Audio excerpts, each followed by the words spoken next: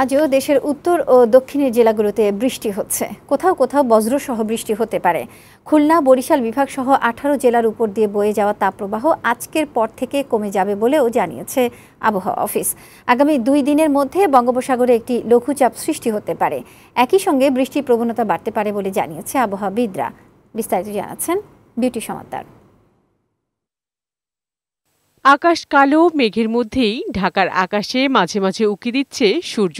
কোথাও আবার গুড়ি গুড়ি বৃষ্টি হচ্ছে। ঢাকার বাইরেও অনেক এলাকায় আকাশ মেঘলা, কোথাও কোথাও ঝড় বৃষ্টি হচ্ছে। আবহাওয়া অফিস বলছে, রাজশাহী, পাবনা, রংপুর, বগুড়া, টাঙ্গাইল, ময়মনসিংহ, যশোর, কুষ্টিয়া, চট্টগ্রাম, কক্সবাজার এবং সিলেট অঞ্চলসমূহের উপর দিয়ে পশ্চিম ও উত্তর পশ্চিম দিক থেকে ঘণ্টায় সর্বোচ্চ 60 কিলোমিটার বেগে ঝড় হতে পারে। ঝড় বৃষ্টি বেড়ে যাওয়ায় দেশের বেশিরভাগ এলাকায় তাপপ্রবাহ কমে গেছে। রাজশাহী, পাবনা, দিনাজপুর ও নীলফামারী জেলাসহ খুলনা ও বরিশাল বিভাগের উপর দিয়ে বয়ে যাওয়া তাপপ্রবাহ আগামীকাল থেকে আস্তে আস্তে কমে যাবে।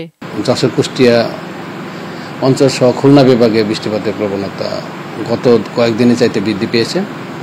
তবে ওইসব অঞ্চলে যে তাপপ্রবাহ ছিল গতকাল, সে তাপপ্রবাহ আমরা আশা করছি আজ থেকে অনেক জায়গা থেকে প্রশমিত হয়ে যাবে। তবে আবহাওয়াবিদরা জানান, আগামী 2 দিনের মধ্যে বঙ্গোপসাগরে একটি লঘুচাপ সৃষ্টি হতে পারে। পরে এটি ঘূর্ণিঝড়ে রূপ নিতে পারে।